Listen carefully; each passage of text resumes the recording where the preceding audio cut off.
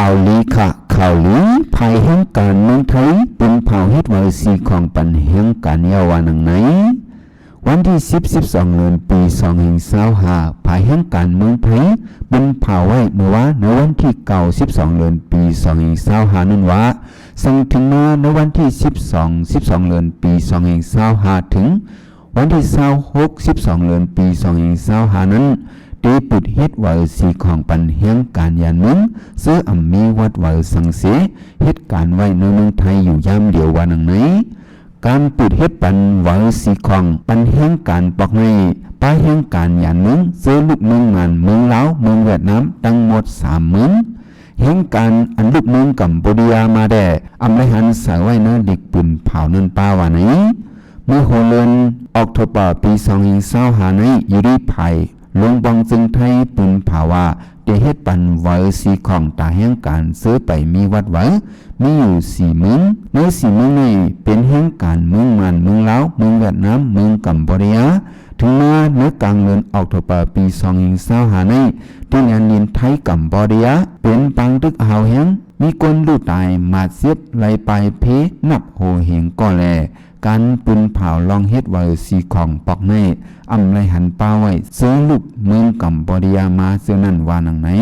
อันนี้ได้ก็ปอเฮาคาขึ้นมาไหวด้วยในที่เรียกว่าเป็นล็อกเรียนการเมืองในกอที่สั่งปานั่นขนาดเนาะเมื่ออันตั้งใน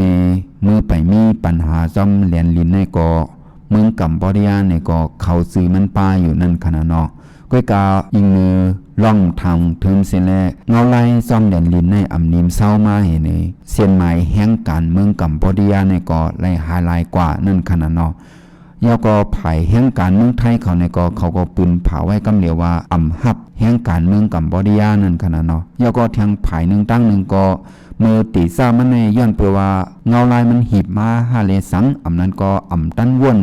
ข้าวตั้งนาทั้งปี2 ปี4-5 ปียังนาเนี่ยมันตั้นคุกจะเลยหื้อเนี่ยเหมือนซึ่งว่าเงาลายมันอ่ำเหมือนใจมาเย้าเนี่ยเขาก็หันถึงว่าเขาก็เป็นคนเมืองกัมพูชาเนี่ยถูกลีเฮ็ดตอนหน้าเมืองกัมพูชาเนี่ยเสียแหละ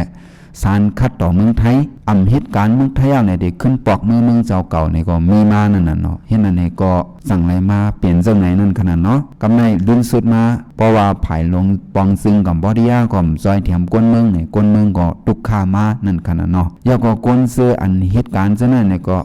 ทำมันใจว่าเปลี่ยนก้นอันดีมีกินมีใส่กันกูก้อมใจนั่นขนาดเนาะมังซื้อก็ตุกขาติเตสั่งเขาเผียวมาเมืองไทยในก็มีนั่นขนาดเนาะก้อยกาปอจังนั้นมาในตอนตาเขาจะได้ก็เลยว่าเป็นตั้งอันตันกว่าเต้ๆนั่นขนาดเนาะออกค่ะอันนี้ได้ก็ย้อนผักถึงป้าแห่งการเฮาคากูเมืองนั่นขนาดเนาะให้ปอจังเอาเป็นตอนสอนที่เฮ็ดสั่งเฮาคาอยู่เมืองเปิ้นในให้วนถึงข้าวดังนานั่นขนาดเนาะข้อมูลอันนี้ได้ก็เฮาคาและอิงออกมาดีเงาหางเสียงใต้เขาเตรียมตั้งไว้ในข่าว